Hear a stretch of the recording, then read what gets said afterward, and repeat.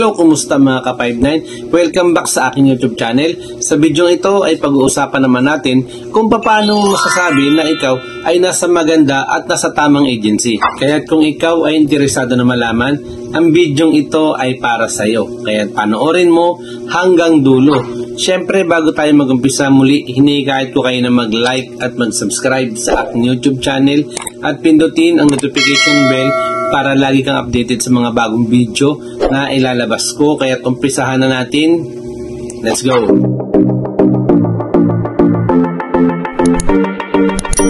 At ayun nga mga ka-5 no, hindi na tayo magpapaligoy-ligoy. Paano mo ba masasabi kung ikaw ay nasa maganda o nasa tamang agency?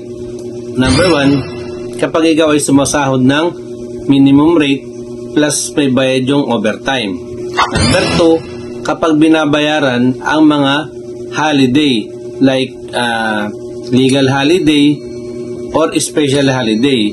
Ang legal holiday, kapag pumasok ka, binabayaran ka ng double pay. Pag natapat naman ng RD mo, yung legal holiday, babayaran ka ng single pay.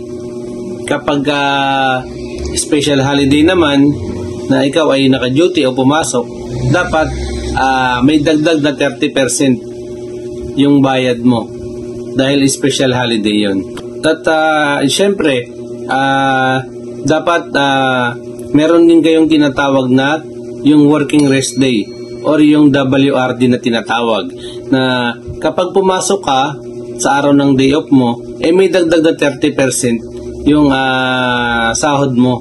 Yung number 3 natin, dapat naguhulog o updated ng hulog sa mga benefits natin, syempre katulad ng SS, ng Pag-ibig, ng PhilHealth, di ba?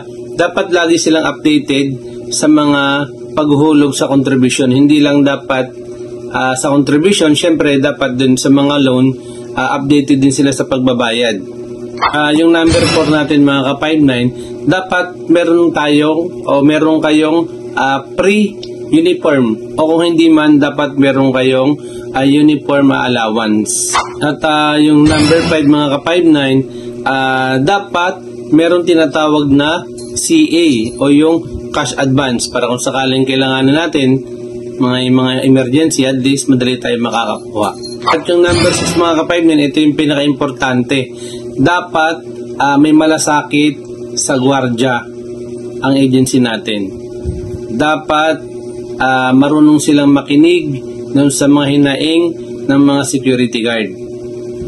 Kaya kapag lahat yan ng nabanggit ko nandyan sa agency nyo, ibig sabihin nasa magandang agency at nasa tamang agency kayo.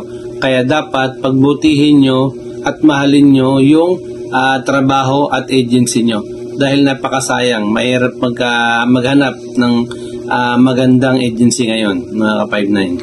At ayun nga mga ka-59 no, hanggang dito na lang muna tayo. Kung meron kayong mga gustong idagdag doon sa mga sinabi ko, i-comment nyo lang sa comment section mga ka-59. At syempre, ang lagi natin paalala sa ating lahat, always 10-3-5 sa mga 2-0 para 74 tayo 1-6. Hanggang dito na lang muna mga ka-59. Maraming salamat sa inyo. Mabuhay tayo at God bless sa ating lahat. Thank you.